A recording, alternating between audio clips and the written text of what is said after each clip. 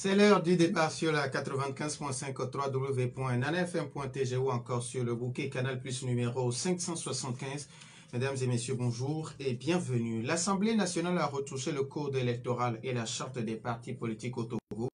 En ce qui concerne la charte des partis politiques, les modifications apportées veulent favoriser la réforme du cadre légal d'exercice des formations politiques en requérant une meilleure restructuration, plus de représentativité et responsabilité dans la gouvernance administrative et financière d'un parti politique. Le cadre juridique précise ainsi que les nouvelles conditions de création d'un parti politique, notamment pour les Togolais d'origine, il augmente ainsi le nombre de membres fondateurs requis en vue d'une plus grande représentativité de ces derniers. Et pour être éligibles à d'éventuelles aides publiques, les partis politiques doivent désormais disposer d'un siège et d'une adresse, tenir au moins un congrès tous les 5 ans et rendre compte de la gestion financière à la Cour des comptes. Alors que pensent les partis politiques de cette nouvelle charte? C'est l'interrogation qui nous réunit ce matin. Et pour y répondre, nous recevons dans nos studios Obank de Viton. Il est le président du parti politique Nouvelle Vision. Président, bonjour. Bonjour Monsieur Nombert et bonjour à tous les auditeurs. Bonjour à la jeunesse togolaise et bonjour à la diaspora.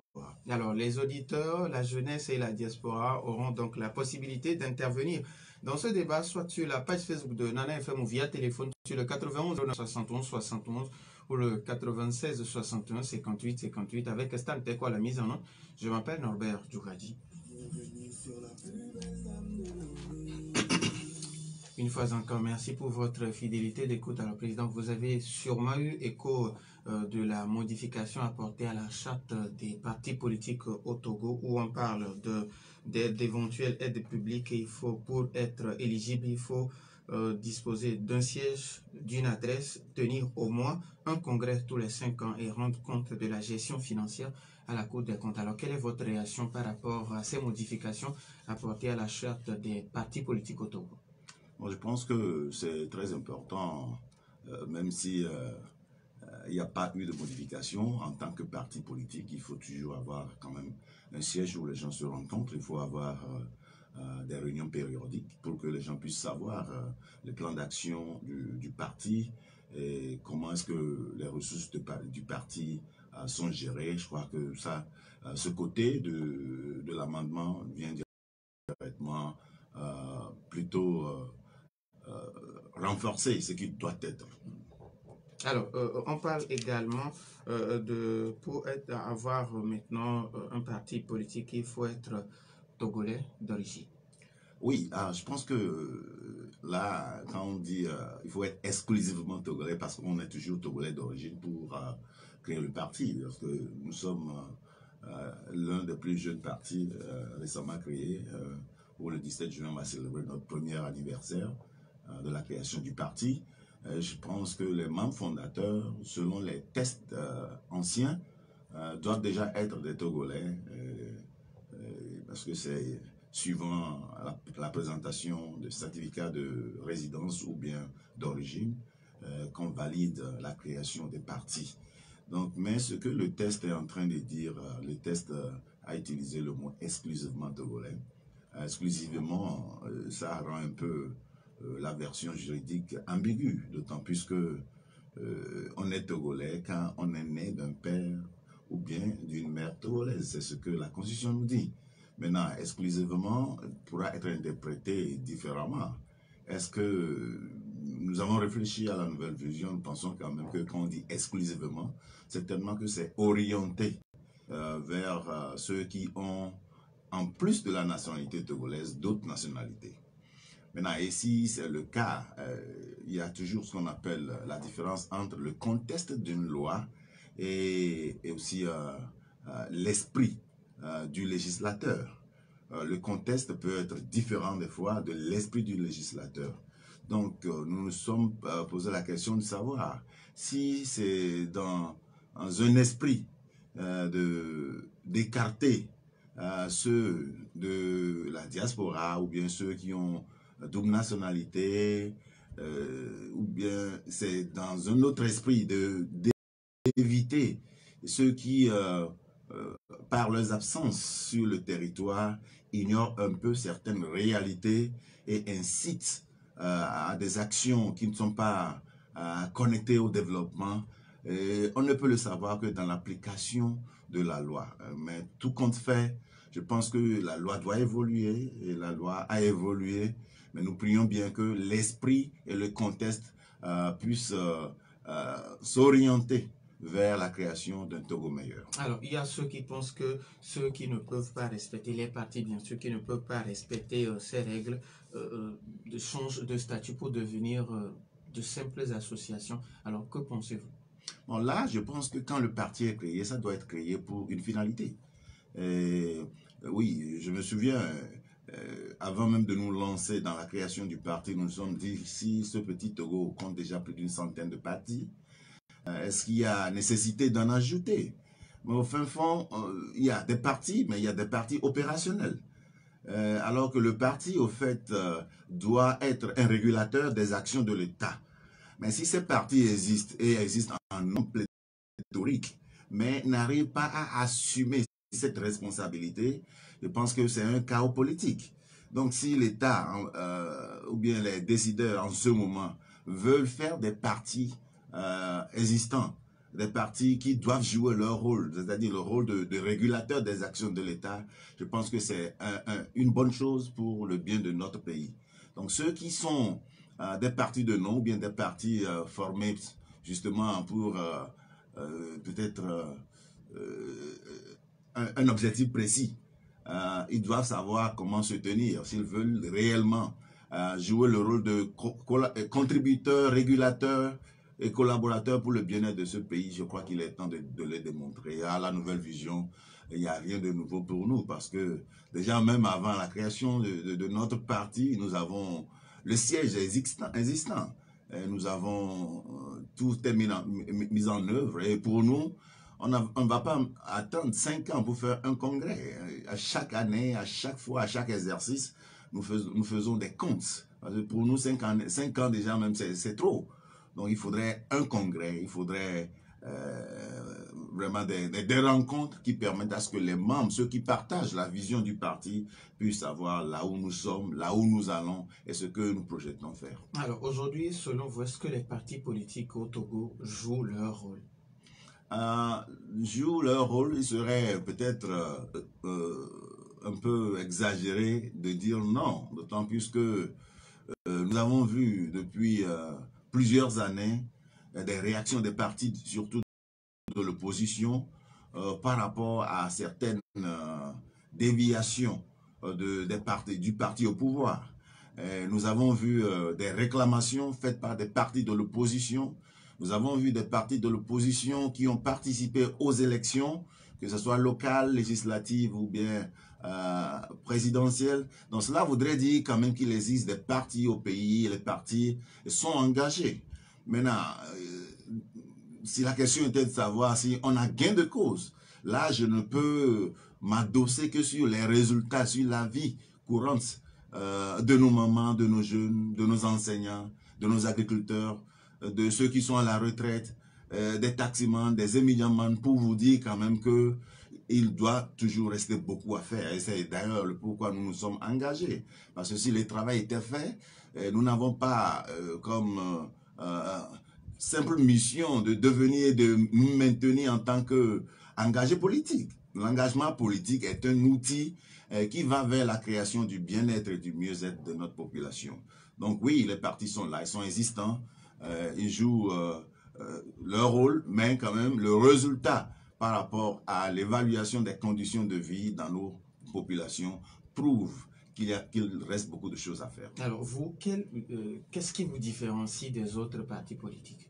D'abord, si vous vous basez sur notre concept de parti, qui n'est rien d'autre que la politique des 3C, c'est-à-dire contribuer, collaborer et contraindre, je pense que ce serait une grande différence parce que pour nous, il ne s'agit pas d'un parti qui sera là pour seulement regarder faire ou bien insulter ou bien inciter à la violence. Non, c'est un parti qui est là, qui se documente de ce qui se fait par ceux qui sont au pouvoir tous les jours, qui est prêt à apporter sa contribution, ne serait-ce que par des propositions à l'État, aux décideurs, au gouvernement, et qui est prêt à contraindre lorsque nous constatons qu'il y a des dérives. Et quand je parle de contraintes, et ça peut être seulement des, comment dire, des apports de solutions, ou bien des dénonciations, ou bien des conseils, ou bien des meetings one-to-one pour pouvoir quand même aider ceux qui sont au pouvoir de mieux gérer le pays, d'autant plus que ce rôle de régulateur, nous avons trouvé qu'il en manquait au Togo. Donc c'est la raison pour laquelle nous nous sommes dit que notre parti doit s'appeler Nouvelle Vision. Et cette Nouvelle Vision, elle se base foncièrement sur le bien-être, le mieux-être de nos populations, en mettant un peu de côté la lutte politicienne des hommes, c'est-à-dire la lutte des hommes contre des hommes, la lutte du pouvoir, mais la lutte du pouvoir en tant qu'outil pour arriver à une destination qui n'est rien d'autre que la création du Togo de la Nouvelle Vision. Alors aujourd'hui, on parle de vie chère au Togo, où c'est un peu partout, chacun crie. Alors vous, au niveau de Nouvelle Vision, quelles sont les propositions que vous avez eu à faire au gouvernement? Parce que bon, certains partis politiques se disent, nous ne sommes pas encore au pouvoir, donc nous n'avons pas le pouvoir d'agir, mais on peut faire des propositions. Vous, au niveau de Nouvelle Vision, quelles sont vos propositions? Nous, au niveau de la Nouvelle Vision, nous n'avons même pas attendu jusqu'à ce que les gens commencent à crier que la vie est chère avant de nous impliquer. Et la Nouvelle Vision, depuis son existence, a su que le Togo peut aller mieux. Et nous avons fait des actions, continuons à en faire. Je peux me référer par les actions il y a de cela une année ou 2 ans, où nous avons sillonné les programmes d'État qui sont orientés vers le développement pour en savoir plus par rapport aux projets des jeunes. Par exemple, le FAEJ, le PRIASA, de ces genres de projets où l'État a injecté des millions, mais qui tardent à donner des résultats satisfaisants. Donc, on a pu comprendre le mécanisme, exposer ces mécanismes aux jeunes, parce qu'il y a aussi un problème de communication qui fait que certains jeunes sont porteurs de projets, mais ne s'orientent pas vers les offices ou bien les directions qui peuvent les aider. Et nous en avons fait. Et récemment, nous avons fait une proposition d'investissement citoyen. Et nous voulons, à travers ce projet d'investissement citoyen, inciter les Togolais, surtout de la diaspora, et ceux du pays qui sont capables de nous mettre en communauté pour financer des projets dont l'élément ou bien les éléments répondent aux besoins de la population. Exemple palpable, le maïs coûte très cher, la vie est chère, mais la raison des fois, c'est basé sur la politique de production du maïs. Parce qu'arrivé à un moment, nous avons constaté que le soja était une demande forte à l'externe. Et parce que le soja était une demande forte à l'externe, beaucoup de producteurs se sont orientés vers la production de soja en laissant la production du maïs. Parce que c'est adapté à l'extérieur, donc c'est plus cher. C'est plus rentable pour eux. Mais l'effet contraire, c'est que le maïs maintenant devient rare parce que peu de gens le produisent et le prix maintenant flamme beaucoup en ce moment, même où on vient de quitter, je dirais, quitter un peu la Covid.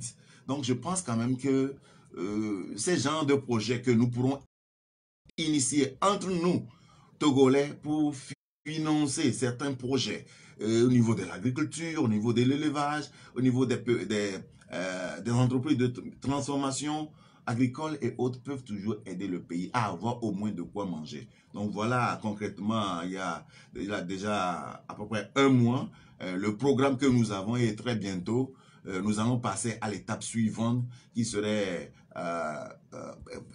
peaufiner ce projet est lancé officiellement. Avant de donner la possibilité aux auditeurs sur le 91 09 71 71 ou le 96 71 58 58, il y a Bénédictus Espoir qui vous demande est-ce que Nouvelle Vision participera aux élections législatives à venir et aux élections régionales?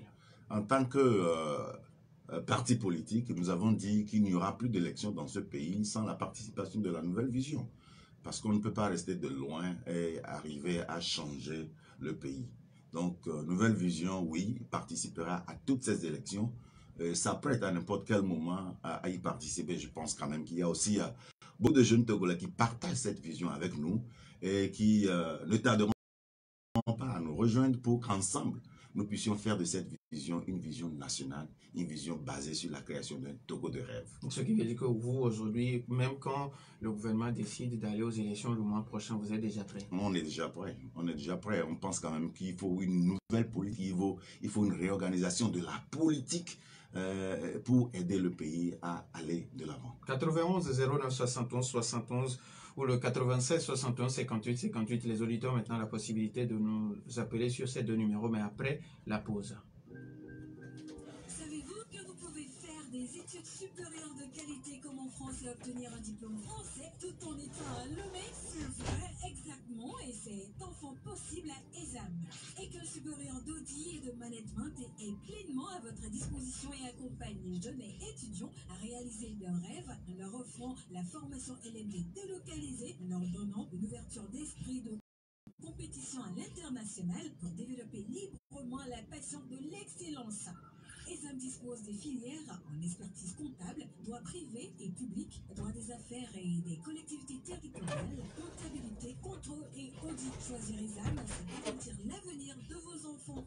ESAM est situé sur l'avenue Nicolas Grunisky, près de l'ancien hôtel de ville de Lomé. Avec ESAM, c'est 100% d'employabilité. Contact 22 21 16 16 90 18 05 50. ESAM, la passion de l'excellence. Retour dans les studios de Nana FM 91 09 71 71 ou le 96 61 58 58. Nous avons un premier auditeur en ligne Nana FM. Allô? Allô? Pélé, bonjour. Bonjour. Oui, comment allez-vous? Allez-y. Président, bonjour. Bonjour, Monsieur Pelé. Ça fait un moment. Oui, ça fait pareil. Du courage d'abord. Merci beaucoup. Mais c'est pour dire avec le collègue que l'opposition ne boycotte pas les élections. L'opposition boycotte le processus des élections. La manière dont on organise les élections, c'est ça que l'opposition boycotte. Si on a créé un parti politique pour aller aux élections et même, à plus forte raison, accéder au pouvoir. Mais le système en place n'a jamais organisé une structure électorale qui va nous aider à mener la paix dans le pays.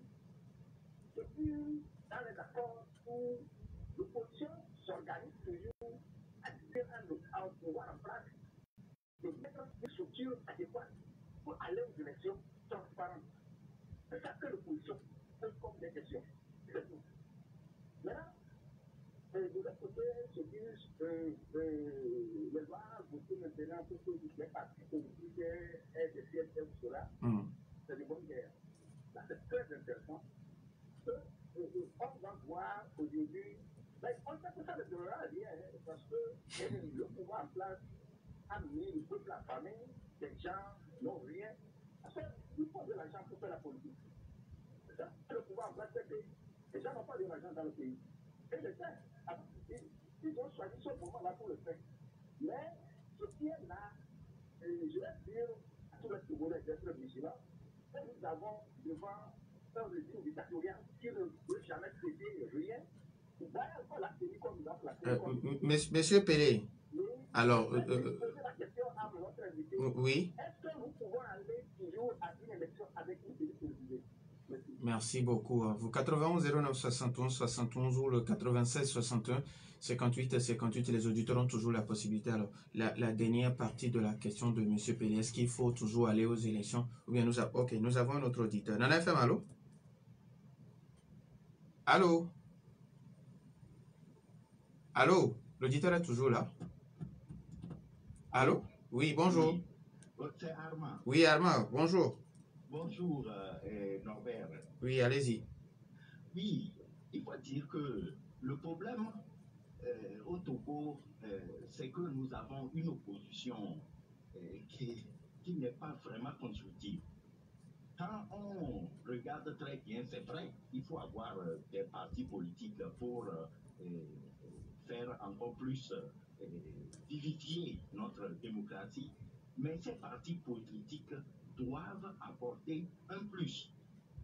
Le plus, c'est qu'elles doivent d'abord se battre pour la population, dans l'intérêt général, pas dans l'intérêt personnel. Aujourd'hui, je vais revenir un peu sur, au niveau c'est-à-dire les réformes qu'on a fait à l'Assemblée nationale, la modification concernant les doubles nationalités. Ce qu'on a constaté, c'est que à la longue et sur d'autres dossiers, on a constaté que quand on prend un chef d'État qui a double nationalité et en cas de tiraillement entre un pays étranger, on peut se demander où est-ce que, quel parti ce chef d'État va prendre. C'est un peu l'esprit, je pense, l'esprit que le législateur a pensé injecter. Merci. Merci à vous aussi, Armand. 91 09 71 71, Nana FM, allô? Bonjour, Norbert. Monsieur Garo, bonjour. Bonjour, docteur, bonjour. Bonjour, monsieur Garo. Moi, je me demande pourquoi depuis des années maintenant, on fait des élections qui sont propres. Est-ce que c'est normal? Excusez-nous, docteur. Allô? Oui? Le docteur n'a pas bien suivi. Je dis pourquoi depuis un moment, on fait des élections qui sont propres. L'Union européenne nous dit que nous ne voulons pas prendre l'argent de l'Union européenne. Merci. Merci. Oui, c'est bon, merci. Nana FM, allô? D'accord. Alors, on va y aller rapidement avant que d'autres auditeurs n'appellent. Monsieur Pelé qui demande pourquoi continuer pas à aller aux élections avec une CENI politisée. Oui, je pense quand même que entre-temps, nous avons, au niveau de la nouvelle vision, fait la proposition d'avoir une CENI technique au lieu d'une CENI politisée. Mais nous avons eu nos aînés, je dirais, nos devanciers, qui se sont rassemblés dans ce qu'on a appelé la concertation entre partis politiques, où on a presque éliminé les nouveaux venus, les nouvelles idées, les nouvelles initiatives, en quelque sorte les jeunes. Mais ils se sont regroupés pour parler de cela. Bon, je pense que cette concertation a donné naissance à ces changements. Donc ça devrait être des éléments qui doivent alimenter les discussions à ce niveau. Donc ça c'est le premier point. Donc quand notre CENI est politisé, ça ne nous arrange pas. Mais au-delà de cela, une CENI politisée peut toujours fonctionner sur des lois propres ou bien avec des tests applicables. Mais la politisation dont les gens font allusion, ça agit d'autant plus que les résultats sont politisés. Et les résultats semblent ne pas provenir d'un système de CENI. Je ne parle pas sans preuve, d'autant plus que j'ai été victime moi-même de magouilles de la CENI. Je le dis parce que je n'ai pas eu de preuve de pourquoi j'ai été injecté jusqu'à ce jour. Mais nous constatons, nous avons déjà su, avant même de nous injecter dedans, qu'il y a beaucoup de choses à refaire. Donc, se décourager n'est pas vraiment la solution, mais nous allons continuer à faire nos approches vers ceux-là, ces Togolais, ces nouveaux, qui sont à la CENI, de comprendre quand même que quand on parle d'élection, quand on parle d'une opposition, ce n'est pas au fait un outil ou bien une arme contre quelqu'un, c'est pour améliorer le pays. Donc, il ne faut pas que les gens, dans leur fauteuil de peur, dans leur fauteuil de perdre les privilèges, puissent orienter, manipuler les résultats. Nous avons une CENI, même si aujourd'hui ça demeure une CENI politique, nous pensons quand même que ce sont des CENI représentés par des Togolais qui sont soucieux du bien-être de ce pays et qu'aux prochaines élections, les résultats vont vraiment témoigner de l'expression de la population. Armand qui pense que l'opposition togolaise n'est pas assez constructive. Oui, quand dans mon intervention, je parlais d'une opposition qui a un rôle de régulateur, où à la nouvelle vision, nous avons résumé notre rôle en 3C, collaborer, contribuer et contraindre. Je me souviens récemment, lorsque le gouvernement avait fait appel à des bonnes volontés pour soutenir le fonds Covid, nous, à la Nouvelle Vision, nous avons quand même fait une petite enveloppe de 1 million. Mais nous sommes presque sûrs, après les résultats présentés, que nous sommes le seul parti de l'opposition qui l'ait fait. Et pour certains, on ne devrait pas le faire, d'autant plus que ça ne témoigne pas que nous sommes de l'opposition. Donc, avoir de ces genres d'idées, ça voudra dire quand même que nous n'avons pas encore compris, ou bien beaucoup de gens n'ont pas compris le rôle comment dire, de l'opposition. Donc, c'est pourquoi je partage cette conviction de M. Armand qui dit que les partis politiques de l'opposition, il en reste pour que nous puissions également apporter notre plus. Même au niveau des projets de l'État, nous, à la Nouvelle Vision, quand nous voyons des défaillances quelque part, nous allons vers les décideurs de ce domaine, pas obligatoirement sur les médias, mais pour aussi apporter ce que nous avons comme suggestion. Donc, je pense que c'est aussi le rôle de l'opposition, parce qu'à la fin des comptes, il faudrait que nos actions, nos interactions puissent profiter à la population. Dépolitiser les mentalités de la jeunesse aussi, c'est important. Et des fois, les jeunes arrivent au bureau pour vous présenter des projets d'agriculture, des projets dans tel et tel domaine, mais quand vous leur demandez, est-ce que vous vous êtes orienté vers le mercredi de l'entrepreneur pour en savoir plus, ils vont vous dire non, là, il faut avoir la carte d'unir d'abord. Mais quand nous nous sommes rapprochés de ces institutions, je vois quand même qu'il y a miscommunication. Et des fois, ce sont des leaders, certains leaders, des partis qui font croire à la jeunesse que ces politiques sont réservées seulement pour ses membres. Alors que quand vous devenez président de la République, vous n'êtes plus le président de UNI en tant que tel, exclusivement. Vous devenez le président de tout le Togo. Cela voudrait dire que les grandes sociétés, les grandes politiques, ou bien les injections financières dans ces entreprises sont pour tous les Togolais. Donc, dépolitiser les mentalités aussi des Togolais pour que nous puissions profiter des opportunités du pays, c'est important. Donc, M. Armand, merci. Je pense quand même que, au moins la Nouvelle Vision, nous avons compris que nous devons contribuer plus que ça pour le bien-être du Togo. Nous avons un auditeur en ligne. Nana FM, allô? Oui, bonjour. Bonjour, Michel. Michel, vous voulez bien diminuer un peu le volume de votre poste récepteur? Oui, c'est bon. Non. C'est bon? Oui, ça peut aller. Bonjour. Bonjour, Monsieur Michel.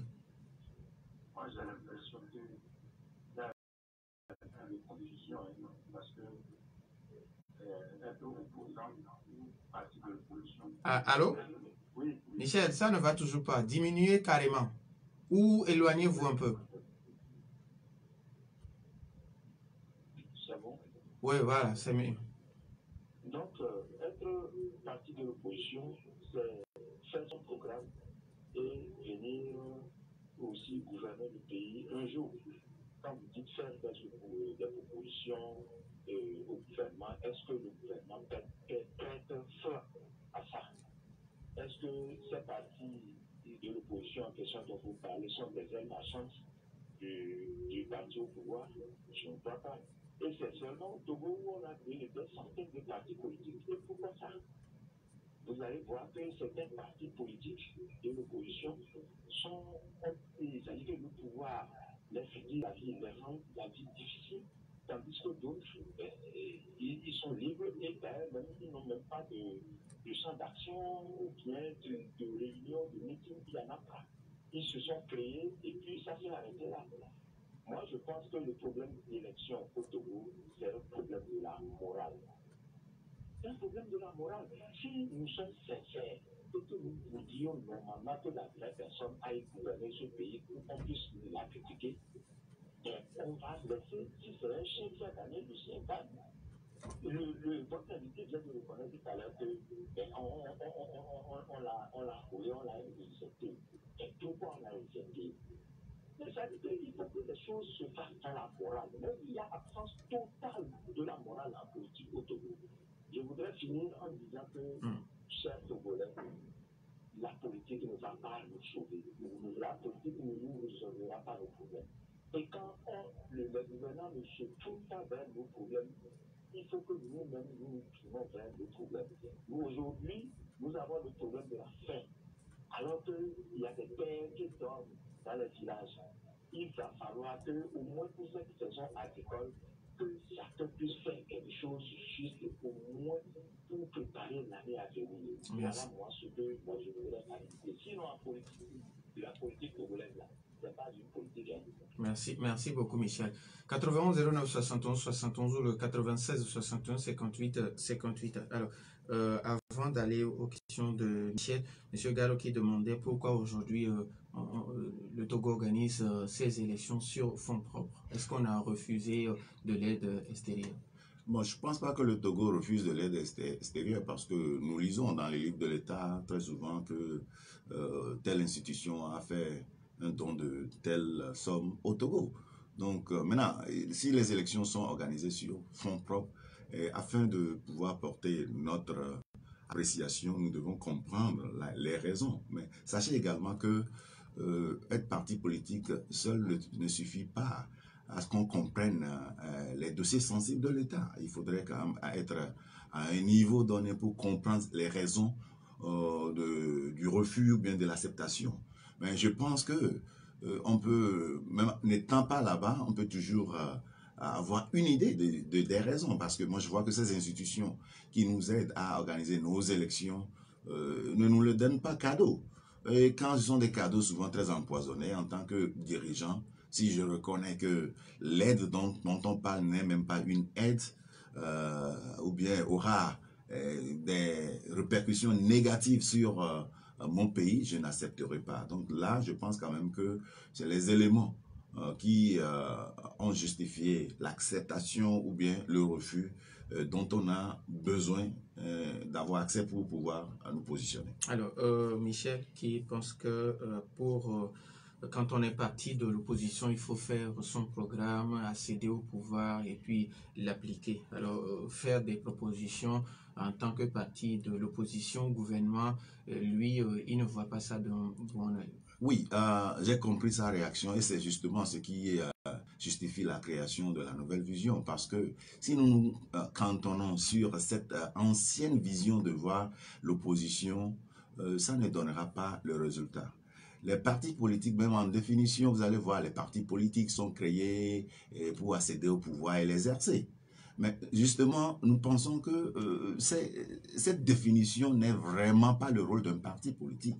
Le parti politique, oui, il a son plan, mais au moment où vous n'êtes pas au pouvoir, est-ce que la population n'a pas besoin de vous? Au moment où quelqu'un d'autre, que ça soit d'une manière officielle ou d'une manière non justifiée, est devenu le président de la République. Durant ces 5 ans d'exercice, est-ce que les partis de l'opposition sont soumis à un silence où ils peuvent toujours apporter pour le bien-être du peuple? C'est la raison pour laquelle nous avons compris que les partis se sont créés pour s'opposer contre des partis. Le thème opposition, à des moments donnés, nous, à la nouvelle vision, on ne l'aime pas trop parce que l'opposition au Togo se définit comme une opposition contre un quelqu'un.